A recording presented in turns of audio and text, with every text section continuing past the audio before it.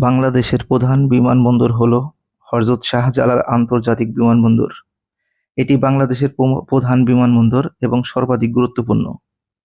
আপনি যদি একজন বিদেশগামী যাত্রী হন তাহলে যে বিষয়গুলো আপনার জানা প্রয়োজন। আপনার ভ্রমণের সময় এবং তারিখ সম্পর্কে সঠিকভাবে জানতে হবে। অনেকেই বিমানের তারিখ এবং সময় সঠিকভাবে না জানার কারণে ফ্লাইট মিস করেন।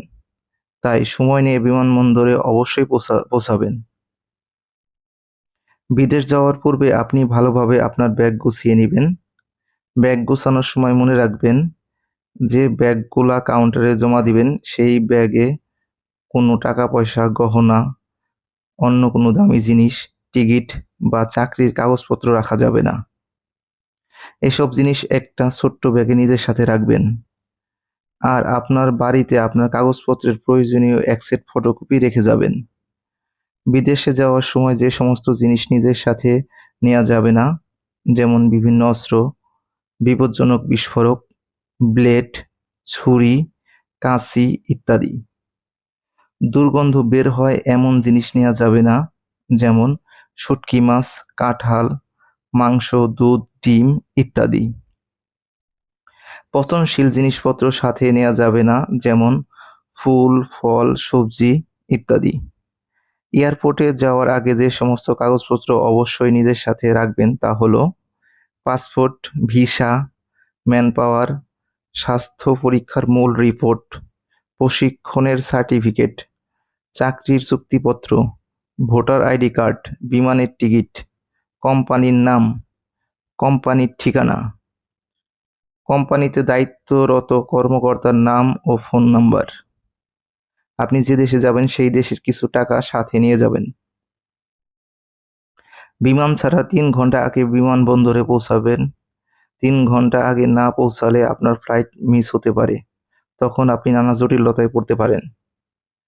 বিমানবন্দরে পৌঁছানোর পর আপনার ব্যাগ ও লাগেজ নেয়ার জন্য একটা ট্রলি নিবেন এবং এয়ারপোর্টের ভিতরে এবং বাহিরে বড় টিভি স্ক্রিন থাকে, যেখানে বিমান ছাড়ার সময় এবং কোন গেট দিয়ে প্রবেশ করতে হবে তা লেখা থাকে। টিভি স্ক্রিন দেখে গেট নাম্বার এবং ফ্লাইট নাম্বার মিলিয়ে নিবেন। আপনার টিকিট যদি বিজনেস ক্লাসের হয় তাহলে ৬ নম্বর গেট দিয়ে প্রবেশ করবেন। আপনার নির্ধারিত গেটের সামনে গিয়ে লাইনে দাঁড়াবেন। বিমানবন্দরে বিভিন্ন নির্দেশিকা থাকবে, সেগুলো আপনার নিজের প্রয়োজনে পড়ে নিবেন। গেটে অবস্থানরত সিকিউরিটি অফিসার আপনার পাসপোর্ট, টিকিট, ভিসা বা অন্যান্য কাগজপত্র চেক করবেন।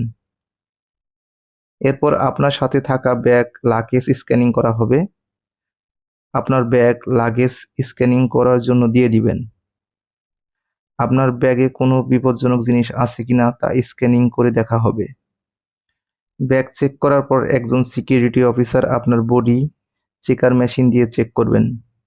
স্ক্যানিং হয়ে গেলে আপনার ব্যাগ, লাগেজ বুঝে নিতে হবে। বিমানবন্দরের ভিতরে হেল্প ডেস্ক আছে। আপনার কোনো সহযোগিতা লাগলে অথবা কোনো কিছু বুঝতে না পারলে সহযোগিতা নিতে পারবেন। আপনার কোনো টাকা পয়সা লাগবে না। কাউন্টারে সিরিয়াল আসলে কাউন্টার অফিসারকে আপনার পাসপোর্ট ও টিকিট দেখাবেন। আপনার কাছে ছোট ব্যাগটি রেখে বড় ব্যাগগুলো কাউন্টারে জমা দিবেন।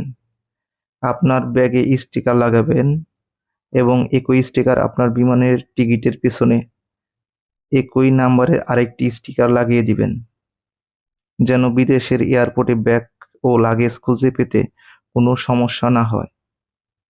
এরপর কাউন্টার অফিসারের কাছ থেকে বোর্ডিং কার্ড নিতে হবে। এই কার্ডে বিমানের সিট নাম্বার লেখা থাকে।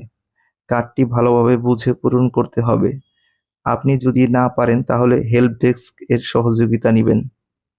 কার্ডটি পূরণ করা হয়ে গেলে ইমিগ্রেশন গেট খুঁজে লাইনে দাঁড়াবেন। ইমিগ্রেশন অফিসার আপনার পাসপোর্ট, ভিসা ও অন্যান্য কাগজপত্র চেক করবেন। ইমিগ্রেশন এর ভিতরে আরও আরেকটা হেল্প ডেস্ক থাকবে। সেখানে অফিসার আপনার স্মার্ট কার্ড এবং আঙুলের ছাপ যাচাই করে সিল দিয়ে দিবেন। এরপর ইমিগ্রেশন কাউন্টার এর লাইনে দাঁড়াবেন। এখানে পাসপোর্ট, ভিসা এবং প্রয়োজনীয় কাগজপত্র জমা দিবেন। অফিসার আপনাকে কিছু প্রশ্ন করবেন। অফিসার রেকর্ড রাখতে আপনার একটা ছবি তুলবেন। আপনার সকল কাগজপত্র ঠিক থাকলে আপনার পাসপোর্টে একটি সিল দিয়ে দিবেন। এরপর টিভি স্ক্রিনে বিমান ছাড়ার সময় দেখে আপনার বিমানের অন্যান্য যাত্রীরা যেখানে বসে আছে সেখানে গিয়ে বসবেন। আপনার সিট নাম্বার মিলিয়ে বিমানের সিটে বসবেন। সিট নাম্বার মিলাতে না পারলে বিমানবালার সহযোগিতা নিবেন। বিদেশের এয়ারপোর্টে ইমিগ্রেশনের কাজ শেষ করে কনভেয়ার বেল্ট থেকে নিজের ব্যাগ চিনে সাবধানে বেল্ট থেকে ব্যাগ ও লাগেজ নামিয়ে নিতে হবে।